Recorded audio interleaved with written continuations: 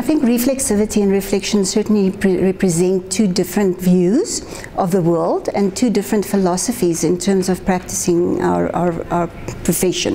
If we look at reflexivity, then what we see is really, it's very much according to the lines of what we've been taught within the excellence theory, which is from a behavioral management approach, which really says that we are there as agents of the organization, and therefore we do not have to reflect on our role or our moral or ethical decisions, because we act and behave in accordance with the decisions that the organization takes. And our role really is to communicate information to publics and to get some kind of mutual understanding between ourselves and our publics.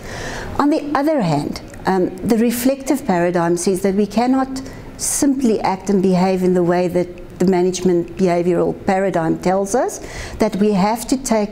cognizance of the fact that we're socially and culturally embedded in terms of our roles, and that therefore we are not simply there as agents of the organization who act and behave in a way that the organization tells us to do. We have a responsibility as professionals to reflect on our own behavior and on our own values and how these drive us in terms of the practice of public relations. It is important that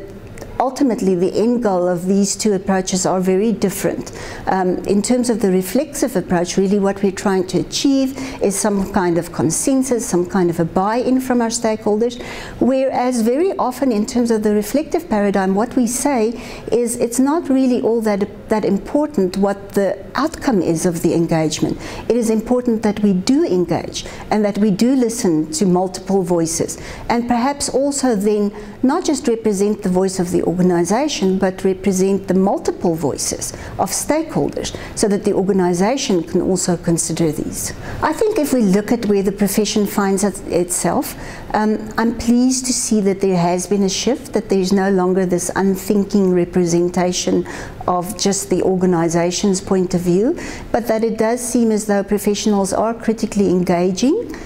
with some of the content that they are communicating to stakeholders, and therefore are also reflecting perhaps a little bit more in terms of the society which they serve. And there seems to be some kind of a recognition that there is a social role to play in terms of the profession. But on the other hand, it still seems as though the role that we serve the interest of the organization is very much entrenched in terms of the practice of the profession.